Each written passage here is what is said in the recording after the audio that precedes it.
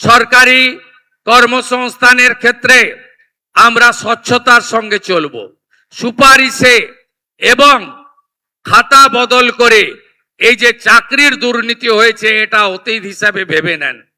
আমাদের আগামী দিনে যারা চাকরির পরীক্ষায় বসবেন তারা কত নাম্বার লিখলেন তার কপিও বাড়িতে নিয়ে আসতে পারবেন, OMR এর কার্বন কপি।